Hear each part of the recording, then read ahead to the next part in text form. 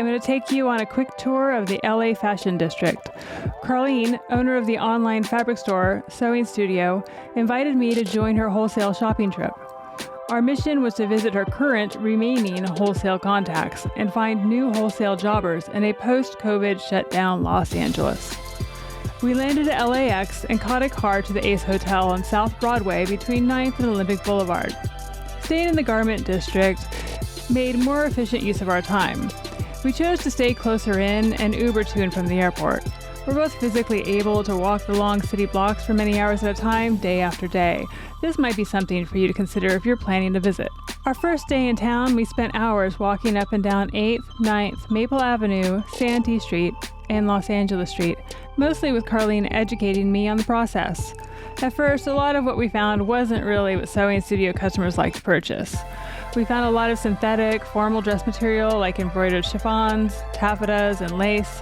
We saw a metric ton of big, fluffy faux fur. There was enough spandex with wild prints to clothe a dozen Motley Crue cover bands, which I'm all for, but not the focus of this trip. A lot of the jobbers are just gone. Some that used to carry fashion house dead stock went direct to consumer only, but many are just gone. One wholesaler we talked to was trying to offload his last 100 volts of tissue weight linen knit to pivot entirely to basketball sportswear fabrics.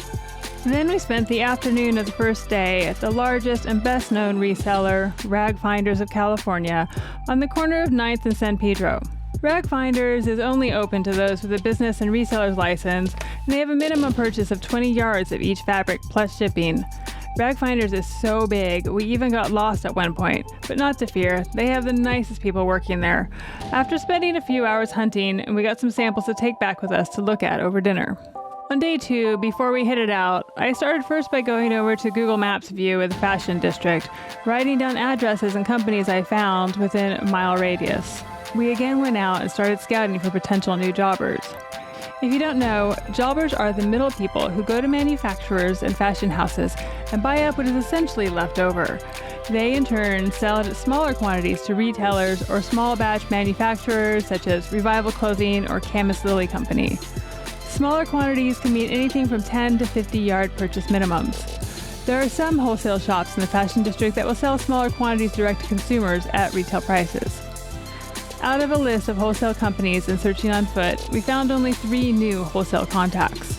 We found dozens of empty office and storefronts, but I will say spirits were high, people were very nice, and if this is just the start of the pickup, I feel like LA will bounce back even better than before and look forward to heading back soon.